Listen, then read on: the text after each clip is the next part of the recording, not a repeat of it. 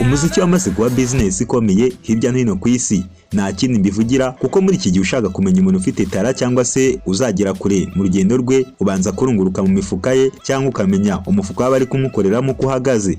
Kera mu gihe cyacu ubuhanga bw'umuhanzi twabureberaga mu cyo twita vocal cyangwa mu miririmbire, ariko ubu ntabwo ibyo bikigezweho. Ubuhanga bw'umuhanzi dusigaye tuburebera mu mafaranga afite. Gusa ibi nibyo bikomeje kugenda bituma uruganda rw'umuziki ku isi rukomeza kugenda rukura biguru ntege, kuko turabona umuhanzi aza yajya kutugeraho tukamubura. Mu gihe cyashize hari amwe mu bahanzi bakoraga icyo gihe na n'uyu munsi isi ikaba ikibamanikiye amapeti. None se byaje kugenda bite? Ni abahanzi babi batabizi? Ni abaproducer babi? Ni ibikoresho by'ikoranabuhanga byabavangiye? Byagenze bite? None se ko bakoze imbere bagitwika abahanzi bacu b'iyi minsi byagenze bite koko? Ubushakashatsi bugaragaza ko industry amafaranga yazamutse, umwimerere w'ibihangano ukagabanuka. None se abahanzi twirwa turirimba ba kera bakoze kera tuvuga ko bakoze mbere bakoresheje iki kugira ngo ibihangano byabo bikomeze bikundwe bibe byarakonzwe mu munsi n'uyu munsi? Ni generation zahindutse, ni ukubera iki? Ibi byose ni mu kiganiro baherereye he? Hari igihe indirimbo zabo zadukomaga tukazisubiramo ku buryo twumvaga ko abo bahanzi bazahoraho iteka, nyamara imyaka yaratambutse, umuziki urahinduka. Abari ibyamamare bo mu bihe byacu bamwe barazimye ntibagihanga, ariko ibihangano byabo biracyumvwa umunsi ku wundi. Iki ni ikiganiro kibanda ku byamamare twakunze. Biherereye he? Aho dusengura ubuzima bwabo nyuma y'ibihe byo kwamamara. Muri urwo rugendo uyu munsi twaba tugiye kugaruka ku muhanzi w'icyamamare cyakunzwe na benshi muri Jamaica witwa Shaggy, ugeze kwigarurira isi n'indirimbo zakunzwe cyane. Turareba aho aherereye ubu, icyo ahugiyemo nuko ubuzima bwe bw'umuziki bwahindutse ugereranyije n'ibyo bihe yatangiyemo, ndetse turebe na impact inziza n'imbi kuri ubu ngubu ku muziki we. Njye nitwa Justin Mind Harerimana, ikaze mu kiganiro cyacu cya none. Baherereye he?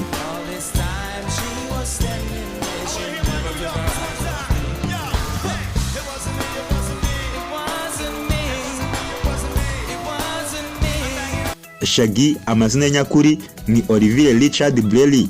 Yavutse ku itariki ya 22 Ukwakira mu cya 1968. Avukira i Kingston muri Jamaica. Avukira muri icyo gihugu ariko afite ubwenegihugu bubiri. Yari umunya-Jamaica ndetse ari n'umunyamerika kuko yamaze imyaka myinshi atuye muri Leta Zunze Ubumwe za Amerika. Izina ry'ubuhanzi ni Shaggy ryakomotse ku izina ry'umukinnyi Shaggy Rogers wo muri filime y'abana ya Scooby-Doo, kubera imiterere ye y'igihe cy'ubwana, ubuzima bwo mu bwana no kwimurika i New York.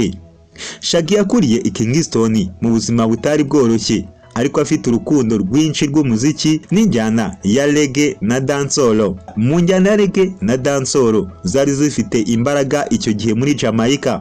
Ku myaka ya 18 yimukiye i Brooklyn i New York ajya kuba hamwe na nyina. Ni nawe yatangiye kugira ubushobozi bwo kwagura impano ye mu muziki, nubwo atahise abishyiramo imbaraga zose. Abenshi bibaza kuri Shaggy, ariko reka tukubwire ku mateka ye, tukubwire n'uburyo yaje kwinjira mu gisirikare naho yakuye ijwi rye ryihariye. Mu mwaka w'1988 Shaggy yinjiye mu gisirikare cya Leta Zunze Ubumwe za Amerika USA Marine Corps. Yakoreye mu bikorwa by'intambara byo muri Iraq bizwi nka Operation Desert Storm. Muri icyo gihe niho yaboneye ijwi rye ryihariye riremereye, byaje kumubera ikimenyetso cy'umwihariko mu muziki. Iyo myitozo ya discipline n'ubuzima bw'igisirikare byamuteye imbaraga mu rugendo rwe rw'ubuhanzi, dore uko yatangiye umuziki no kwamamara ku rwego mpuzamahanga. Nyuma yo kuva mu gisirikare, Shaggy yinjiye mu muziki byeruye. Indirimbo ye ya mbere yamenyekanye cyane yitwa O Carolina, yasohotse mu 1993,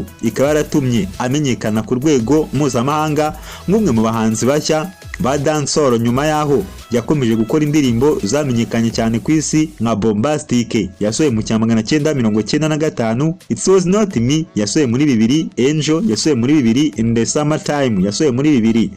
By'umwihariko album ye Hot Shot yasohoye muri 2000 yatumye agira izina rikomeye ku isi yose kuko yacurujwe cyane kandi irimo indirimbo zakunzwe mu buryo budasanzwe. Dore ibihembo uyu muhanzi yaje kwegukana, abenshi batayibaza ku bihembo uyu muhanzi yegukanye. Shaggy yegukanye ibihembo bikomeye mu rugendo rwe uyu muhanzi umwe mu bahanzi batazibagirana kuko yatwaye igihembo cya Grammy Awards, bimwe mu bihembo abahanzi b'iyi minsi baharanira ndetse bikaba bigoye no kubibona. Igihembo cya Grammy Awards yegukanyemo 2, igihembo kimwe yagikesheje album ye Bombastic yo mu 1996, ikindi agihabwa ku bufatanye bwe n'indirimbo yakoranye na Sting muri album bise 44,876 yo muri 2019. Ikindi kandi uyu muhanzi yarongeye atwara Beat Award nk'umuhanzi mpuzamahanga w'umugabo w'umwaka muri 2002. Ikindi kandi si ibi gusa, hari n'ibindi bikombe bigiye bitandukanye uyu muhanzi yagiye yegukana.